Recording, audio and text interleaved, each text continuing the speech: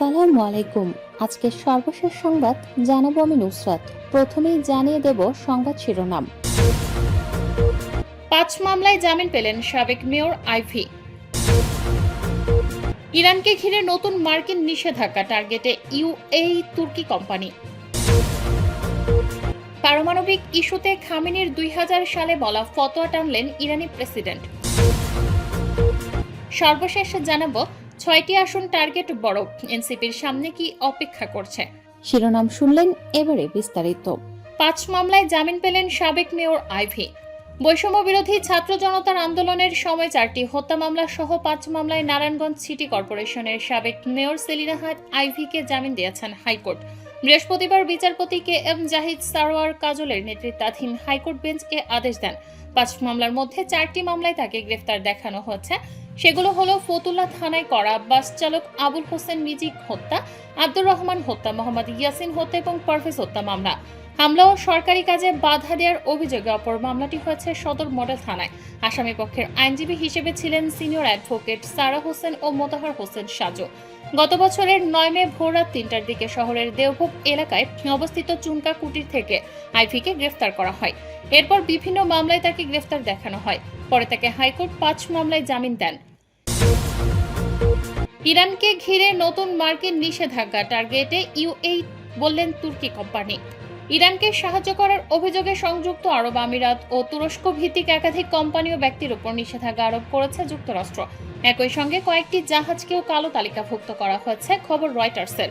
যুক্তরাষ্ট্রের অভিযোগ, এসব ব্যক্তি ও প্রতিষ্ঠান ইরানের জন্য অস্ত্রের উপাদান সংগ্রহে সহায়তা করেছে এবং শ্যাডো ফ্লিট জাহাজের মাধ্যমে তেল পরিবহনে ভূমিকা রেখেছে। দেশটির ডিপার্টমেন্ট অব স্টেটস এক বিবৃতিতে জানিয়েছে, এই পদক্ষেপ মূলত ইরান, তুরস্ক ও ইউএই থেকে পরিচালিত এমন নেটওয়ার্কগুলোর বিরুদ্ধে যারা তেহরানের ব্যালিস্টিক ক্ষেপণাস্ত্র ও উন্নত প্রচলিত অস্ত্র কর্মসূচিকে সহায়তা করছে। একই সঙ্গে কয়েকটি জাহাজকেও কালো তালিকাভুক্ত করা হয়েছে, যেগুলো শত শত মিলিয়ন ডলারের ইরানি পেট্রোলিয়াম ও পেট্রোকেমিক্যাল পণ্য পরিবহন করেছে বলে দাবি করা হয়েছে। পারমাণবিক ইস্যুতে খামেনির ২০০০ সালে বলা ফতোয়া টানলেন ইরানি প্রেসিডেন্ট।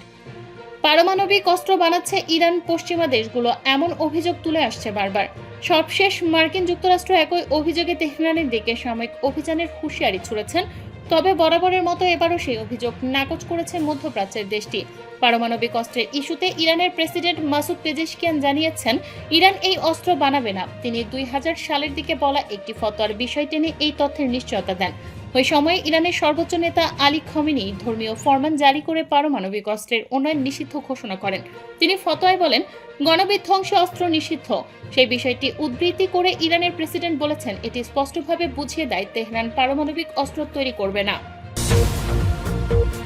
৬টি আসন টার্গেট বড়, এনসিপির সামনে কি অপেক্ষা করছে। রুহুল আমিন দীর্ঘদিন ধরেই বাংলাদেশের প্রচলিত রাজনৈতিক দলগুলো নিয়ে হতাশ ছিলেন। তিনি অপেক্ষা করছিলেন একটি বিশ্বাসযোগ্য তৃতীয় শক্তির জন্য। ২০২৪ সালের গণ অভ্যুত্থানের ছাত্র নেতারা যখন ন্যাশনাল সিটিজেন পার্টি গঠন করেন, তখন ৩০-এর কোঠায় থাকা রুহুল আমিন মনে করেন অবশেষে তিনি এমন একটি দল পেয়েছেন যাকে ভোট দিতে পারেন এবং নিজের দল বলতে পারেন।